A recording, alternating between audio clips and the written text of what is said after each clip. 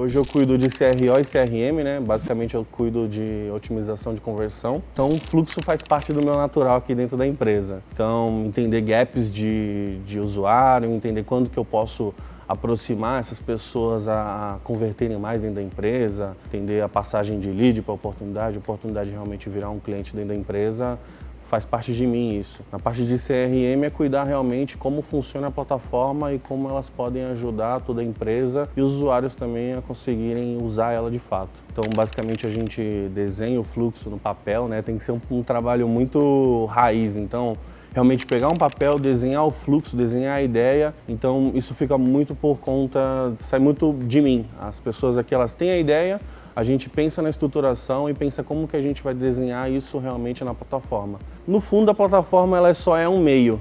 Se a gente não desenhar esse processo, o meio tanto faz, entendeu? Tanto faz. Muita gente me pergunta assim, puta, qual que é a melhor plataforma para você criar uma automação? Na teoria, tem muitas que são limitadas, tem outras que têm umas funcionalidades maiores, mas tanto faz se você não souber o processo de marketing para você criar isso. Então, como criar, você entender os gaps, onde a pessoa tem que entrar, onde a pessoa tem que sair. É muito bom você ter o processo de como criar um fluxo na ponta do papel, né? A gente teve uma experiência bem grande aqui que foi o de lead tracking, né? No e-commerce eles entendem muito como aquele cookie pull, né? Que é quando a pessoa está saindo da página da empresa, recebe ali, puta, vi que você estava interessado em um produto da empresa. Isso para um tipo de mercado funciona, para o nosso é bem difícil, né? Mas você consegue adaptar isso para vários mecanismos. Todo CRM ele entrega pelo menos o básico, né? Puta, o usuário estava nessa página, passou por essa outra aqui. Se você for fazer uma análise bem básica, você consegue entender o que o seu usuário é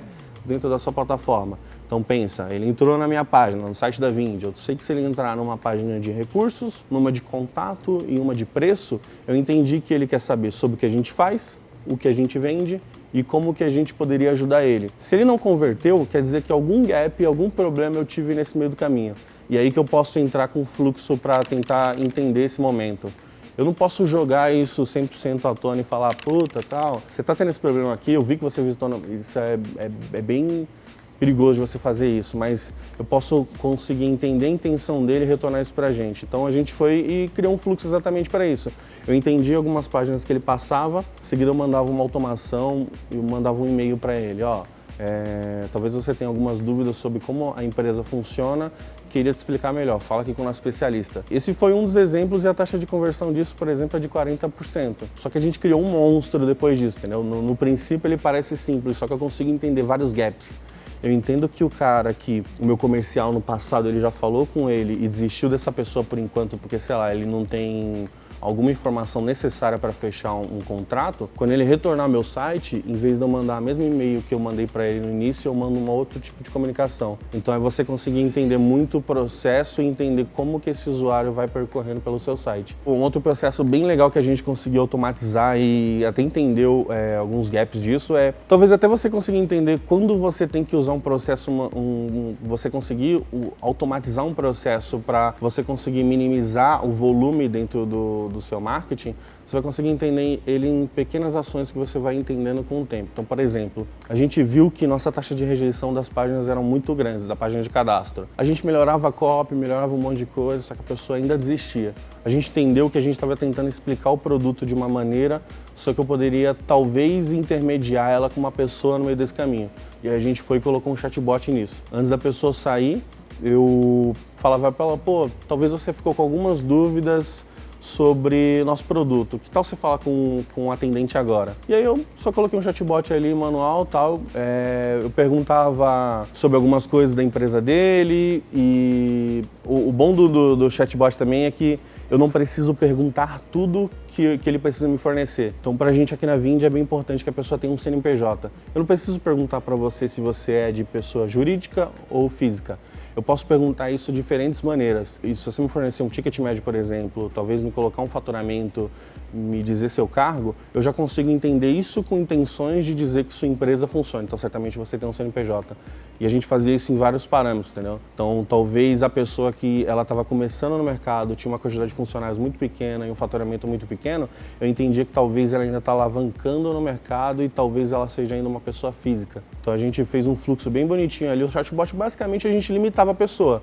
Então, ó, você quer entender sobre a Vind? Vai aqui. Quer falar com o analista? Vem aqui. Então, me fornece esses dados aqui, vou entrar em contato com você em seguida. Eu antecipava também um processo da área, porque esse processo era um SDR que teria que fazer. Eu já mandei esse cara direto para venda. Então, o vendedor já sei tudo que você precisa, vamos fechar seu negócio aqui e matar o problema agora. E aí, taxa de conversão de 80%. Só que foi um longo período, né?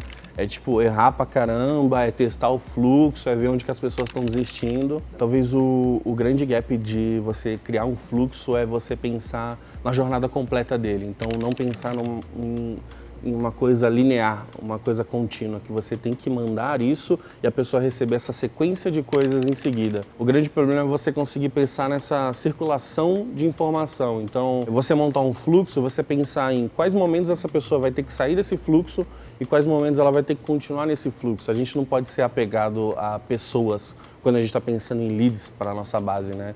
Então, se a pessoa ela não viu um e-mail, ela não viu um segundo e-mail, então não sei, vamos mandar ela para um fluxo de recuperação, mandar para um outro material. Pode ser que no meio do caminho a pessoa ela entrou em contato com você, cadastrou na sua base por impulso, pode ser que no meio do caminho ela desengajou de você. Então você pensa assim, se você continua mandando mensagem para essa pessoa, você continua movendo ela dentro dessa automação, pode ser que uma hora ela desista de você e marque você como spam, ela começa a prejudicar você dentro da base só porque você não conseguiu entender a intenção dela dentro do que você queria propor. Faz muito sentido você conseguir pensar sempre o fluxo como os gaps que você pode aproveitar dentro dele e onde você tem que mandar as pessoas. Hoje a gente tem em torno de 12 pessoas dentro do marketing, então a gente divide ele entre conversão, conteúdo, eventos e tal. Com o passar do tempo vai aumentando a complexidade dos processos, né? Então tanto a produção de conteúdo quanto a gente conseguir viabilizar informações, dados, então a gente vai ter que começar a colocar processos um pouco mais automatizados dentro desse caminho, né? Então, às vezes a gente tinha um grande problema no início que era conseguir entender algumas coisas básicas. Então, origem de conversão,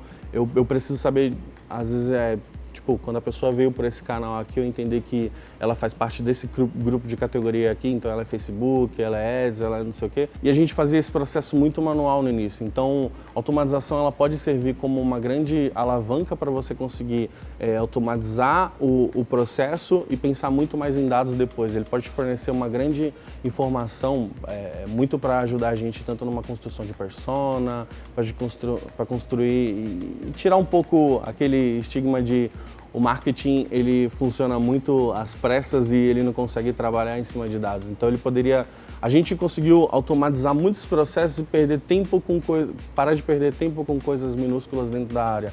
Então a gente automatizou o processo bem mínimo, como a pessoa se converteu dentro de uma página, eu preciso fazer ela entrar dentro de um outro fluxo, receber uma série de materiais, como coisas bem mais avançadas, como eu conseguir entender quando que um cliente passa pelo meu site, até quando ele não pode falar com o time comercial, se dependendo de alguma ação dentro da minha página, eu consigo ter intenções diferentes, sabendo se ele é um lead, se ele é uma oportunidade, se ele é só uma pessoa curiosa dentro da empresa. Então, automações elas servem muito para a gente conseguir também ter dados e informações bem importantes e também, né, é um espaço para a gente conseguir minimizar trabalhos que podem ser tão minúsculos, mas levam tanto tempo dentro da área, a gente conseguir alavancar isso e ter resultados incríveis.